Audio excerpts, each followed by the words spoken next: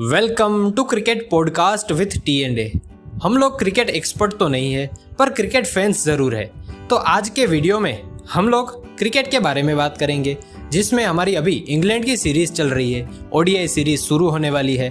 तो T20 में हमने क्या गलतियाँ की, ODI में हम क्या अच्छा कर सकते हैं, हमारी पहली ODI की टीम क्या होगी, मतलब कि प्लेइंग 11 क्या होगी, हमारी टीम की स्ट्रेंथ क्या रहेगी, इंग्लैंड के टीम की स्ट्रेंथ क्या रहेगी, वो सब हम लोग इस वीडियो में डिस्कस करने वाले हैं। अगर हमारे वीडियोस आपको अच्छे लगे तो चैनल को लाइक, शेयर और सब्सक्राइब जरूर करना। तो चलिए आज के वीडियो को हम लोग शुरू करते हैं। अगली आवाज आप सुनोगे मिस्टर ए की। मैं हूँ मिस्टर ए और मेरे साथ है mister T. Welcome mister T. Thank you. तो चलिए आज क्या डिस्कस करना है, डिस्कस करते हैं। तो हम डिस्कस करेंगे पहले हम T20I सीरीज कहाँ हारे। तो चलिए शुरू करें। T20I मुझे लगता है कि सभी डिपार्टमेंट में हमारा हल्का रहा। हमारे सभी बॉलर्स की धुलाई हो गई, बॉलर्स विकेट नहीं ले पा रहे थे। लगता है थोड़ी प्लान की भी कमी थी। आपका क्या ख्याल है? हाँ, मुझे भी वही लगता है कि हमारे बॉलर्स थोड़े कमज़ोर लगे हैं मुझे। हाँ, बॉलर्स तो कमज़ोर थे ही, सबको मार पड़ रही थी। और मुझे वो भी लग रहा है कि हमारे ऑलराउंडर्स नहीं थे, ऑलराउंडर की कमी थी हमारे में। हाँ, ऑलराउंडर्स थे पर पूरी तरह ऑलराउंडर्स नहीं थे। जैसे कि वॉशिंगटन सुंदर को ले तो वो गुजरात के लिए बॉलिंग नहीं डालते थे, सिर्फ बैटिंग करते थे। ऐसे ही भारत में अगर हमने बॉलिंग डलवाई तो पहली ओवर में उन लोगों ने मार दिया, जैसे ब्रूक ने मारा था, फिर उनको बाहर कर दिया। तो हम लोग उनसे क्या एक्सपेक्ट कर रहे हैं वो पता नहीं चल रहा। मुझे लगता है जैसे कि हम लोग वॉशिंगटन सुंदर का यूज़ नहीं करते, वैसे ही शिवम दुबे का भी यूज़ हम लोग अच्छी तरह से नहीं हो पाता। शिवम दुबे जब बॉलिंग डालते हैं तो उनको भी मार पड़ जाती है। वो हार्दिक पांड्या के जैसे बॉलिंग नहीं कर पा रहे, उनके पास पेस नहीं है, इसलिए थोड़ी ऑलराउंडर्स की कमी भी रही। तो बॉलर नहीं थे, ऑलराउंडर भी नहीं थे। अब फिनिशर पे आते हैं, हमारे पास फिनिशर भी नहीं था। अगर हम लोग शिवम दुबे को ऊपर भेजते हैं तो हमारे पास फिनिश करने वाला कौन? तिलक वर्मा वैसे फिनिशर नहीं है। रिंकू सिंह की कमी खली, मुझे ऐसा लगता है। और बैटिंग ऑर्डर बहुत सफल कर दिया हमने। आपका क्या ख्याल है? मुझे लगता है हमने सूर्यांश को भी मौका इतना नहीं दिया। हम सूर्यांश को भी मौका दे सकते थे क्योंकि वो अच्छे ऑलराउंडर है। और मिस्टर ए, आपका टॉप ऑर्डर के बारे में क्या ख्याल है? मेरा ख्याल है कि हमारा टॉप ऑर्डर इस बार नहीं चला। पहले टॉप में देखे तो अभिषेक शर्मा, संजू सैमसन या वैभव सूर्यवंशी, तीनों ने अच्छा परफॉर्मेंस नहीं किया। मुझे लगता है थोड़े थोड़े रन ही बनाए उन्होंने। हाँ, वैसे अभिषेक को पूरी सीरीज मिली। संजू पहली मैच खेले और लास्ट मैच खेले, वैभव बीच के 3 खेले। पर वैसे देखे तो संजू और वैभव को पूरे मौके नहीं मिले, दोनों ने ही अच्छी बैटिंग नहीं की। पर अभिषेक भी लास्ट के 3 मैच फेल रहे। पहली 2 में अच्छा खेले पर फेल रहे।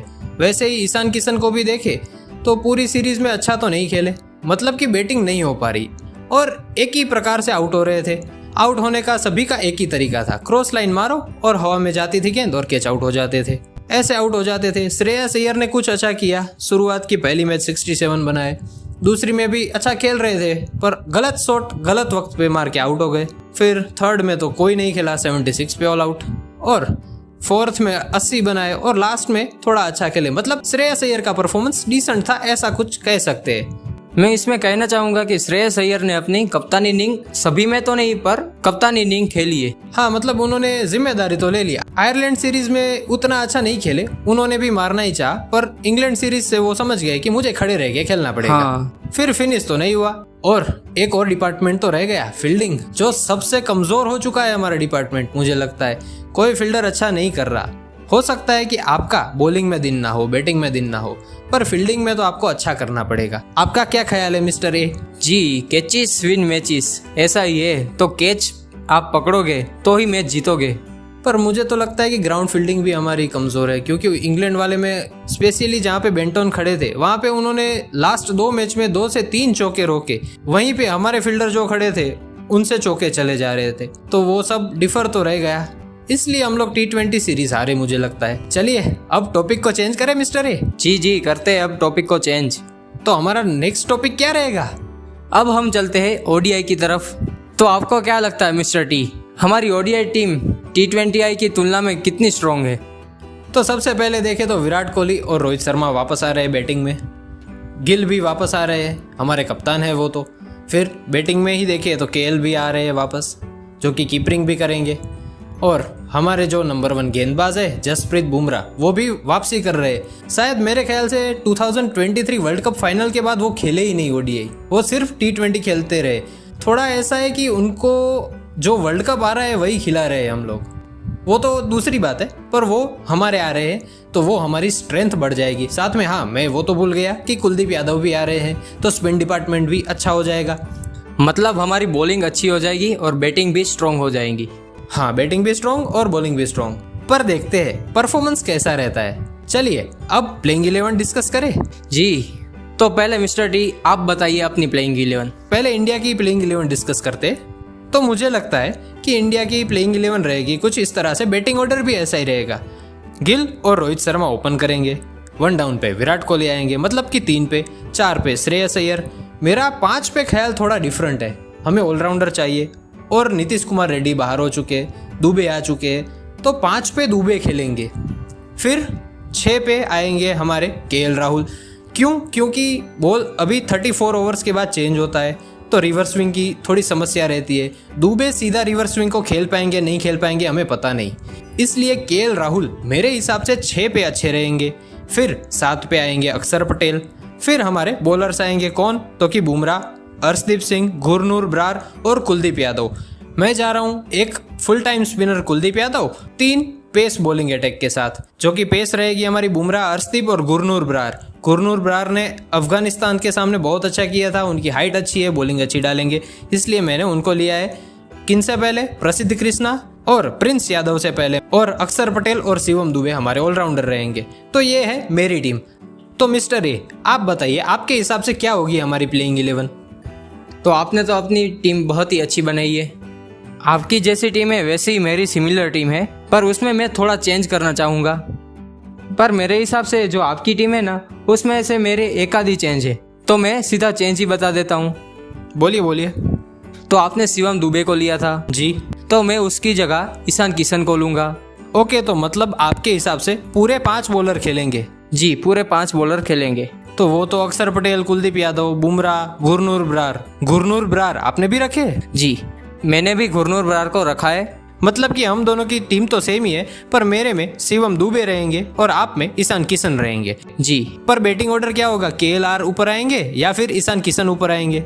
मुझे लगता है ईशान किशन 5 पे आएंगे और 4 पे भी आ सकते हैं, क्योंकि अफगानिस्तान के सामने उन्होंने 4 पे सेंचुरी भी मारी थी। पर मुझे लगता है श्रेयस अय्यर को 4 से नहीं हिलाएंगे।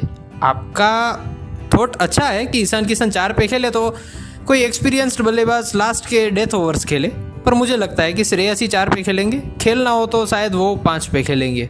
वैसे तो श्रेयस ही 4 पे खेल सकते हैं, पर मुझे ऐसा लगता है कि 5 या 4 पे खेलेंगे। किशन और श्रेयस ऊपर नीचे रहेंगे। हाँ, तो चलिए अब आगे बढ़ते हैं। तो मिस्टर टी, अब हम इंग्लैंड की भी प्लेइंग 11 देख लेते हैं। हाँ, तो मेरे हिसाब से इंग्लैंड की प्लेइंग 11 रहेगी। डकेट वापस आ रहे हैं, तो डकेट और बेथल ओपन करेंगे। 3 पे जो रूट आएंगे, 4 पे हैरी ब्रूक रहेंगे, 5 पे जोस बटलर रहेंगे। क्योंकि बटलर ओडीआई में ओपन नहीं करते, इसलिए वो 5 पे आएंगे। फिर 6 पे मेरे लिए विल जैक्स आएंगे। 7 पे मैंने सैम कुरन को रखा है। 8 पे लियम डेवसन आएंगे। फिर आदिल राशिद, वो तो रखेंगे ही, क्योंकि उनका और विराट कोहली का मैचअप इंग्लैंड के फेवर में ज़्यादा रहता है, और विराट कोहली कितने डेंजर है वो तो पूरी दुनिया जानती है। फिर जोफ्रा आर्चर रहेंगे और लास्ट में रहेंगे गस एटकिंसन। ये होगी प्लेइंग 11। इंग्लैंड की टीम में मैं जा रहा हूँ 3 पेस और 3 स्पिन के साथ। 3 पेस कौन सी रहेगी? तो रहेगी Sam Curran, Jofra Archer, Gus Atkinson, वो 3 पेसर्स रहेंगे, और लियम डेवसन, आदिल राशिद और विल जैक्स स्पिनर रहेंगे। अब मिस्टर ए, आपके हिसाब से कौन सी रहेगी प्लेइंग 11 इंग्लैंड की? आपने प्लेइंग 11 बताई अपनी, उसमें मैं थोड़ा चेंज करना चाहूँगा। जी, तो मैं यहाँ लियम डॉसन की जगह जोस टंग को लूँगा। मतलब कि इंग्लैंड 4 पेस, एक फ्रंटलाइन स्पिनर और एक पार्ट टाइम स्पिनर के साथ जाएगी आपके हिसाब से? जी हाँ, वैसे ही जाएंगी। ओके, ठीक है। तो अब स्ट्रेंथ डिस्कस कर लेते हैं दोनों टीमों की। पहले मिस्टर ए, इस बार आप बताइए कि टीम इंडिया की कौन सी रहेगी स्ट्रेंथ? मुझे लगता है पहले तो हमारी स्ट्रेंथ है विराट कोहली और रोहित शर्मा, दोनों वापस आ रहे हैं। जी, वो तो हमारी स्ट्रेंथ है। बॉलिंग में बुमराह है, वो भी हमारी एक बढ़िया स्ट्रेंथ है। हाँ, पर उनका फॉर्म देखना पड़ेगा ना, क्योंकि T20 में अच्छा नहीं करके आ रहे थे, मतलब कि IPL में। वो एक कंसर्न है, पर सामने सभी डरते ही है बुमराह से, तो वो भी है। कुलदीप हम लोग भूल जा रहे हैं। कुलदीप फ्रंट लाइन स्पिनर है और बहुत अच्छा करते हैं, ओवरसीज भी अच्छा करते हैं। हालांकि IPL उनका भी ऊपर नीचे रहा था, पर ODI में वो बहुत अच्छा है। तो हमारी स्ट्रेंथ रहेगी हम दोनों के हिसाब से रोहित, विराट, फिर हमारी बॉलिंग में देखे तो बुमराह और कुलदीप यादव। बाकी गिल, अय्यर वो सब अच्छे तो है ही, पर हमारी स्ट्रेंथ सबसे ज्यादा ये रहेगी। अब इंग्लैंड की स्ट्रेंथ क्या रहेगी मिस्टर ए? मेरे हिसाब से ब्रुक का फॉर्म, क्योंकि जिस तरह से वो T20I में इंडिया के सामने खेले वो बहुत ही बढ़िया खेले थे। वो हमारे लिए डेंजर हो सकते हैं। जी हाँ, वो तो हमारे लिए डेंजर है। वैसे तो पूरे बैटिंग में डेंजर है, पर जैकब बेथल भी बहुत बढ़िया खेले थे। वो स्पिन को भी अच्छा खेलते हैं, तो देखना पड़ेगा कि वो भी कैसा खेलते हैं। और हमें सैम कुरन को भी अच्छी तरह से खेलना होगा, क्योंकि वो बढ़िया बॉलिंग डाल के चले जाते हैं। पर मुझे लगता है सैम कुरन को ODI में उतना परचेस नहीं मिलेगा जितना T20 में मिलता है। उससे ज़्यादा हमारे लिए जोफ्रा आर्चर डेंजर हो सकते हैं, क्योंकि लास्ट में रिवर्स स्विंग होता है। और गस एटकिंसन भी डेंजर हो सकते हैं। क्यों? क्योंकि वो टेस्ट में अच्छी डालते हैं, तो उनकी पकड़ रिवर्स स्विंग पर भी अच्छी होगी। आपका क्या ख्याल है रिवर्स स्विंग के बारे में? जी हाँ, जोफ्रा आर्चर और गस एटकिंसन दोनों ही बढ़िया बॉलर है। दोनों को रिवर्स स्विंग मिल सकता है, क्योंकि अब ODI में लास्ट में रिवर्स स्विंग तो होता ही है। हाँ, पर देखना पड़ेगा इंग्लैंड की कंडीशन कैसी है। इंडिया में तो हमें हर बार मिलता है, इंग्लैंड में देखना पड़ेगा कि क्या कंडीशन है। हॉट तो रहता है कि बहुत गर्मी है वहाँ पे बोल रहे हैं, तो फिर गर्मी तो है तो बॉल रिवर्स स्विंग की पॉसिबिलिटी ज़्यादा रहेगी। तो सेम हमारे पास भी है बुमराह और वो। एक मैं कहना चाहूँगा, हमें गुरनूर पर भी नज़र रखनी पड़ेगी, क्योंकि जिस तरह से उन्होंने बॉलिंग की है उनका प्रदर्शन बहुत ही अच्छा रहा है। जी हाँ, गुरनूर की हाइट अच्छी, पेस अच्छी, सब अच्छा है। बुमराह के साथ पहली बार खेल रहे हैं, तो उनको सीखने को भी मिलेगा।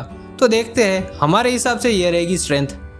तो मिस्टर टी, आज का पॉडकास्ट यहीं समाप्त करें। चलिए मिस्टर ए, यहीं समाप्त करते हैं। तो all the viewers, thank you हमारा ये वीडियो सुनने के लिए और देखने के लिए। ये हमारा पहला पॉडकास्ट था। आपको कैसा लगा कमेंट बॉक्स में ज़रूर बताना। जल्दी मिलेंगे नए क्रिकेटिंग पॉडकास्ट के साथ। Thank you for watching.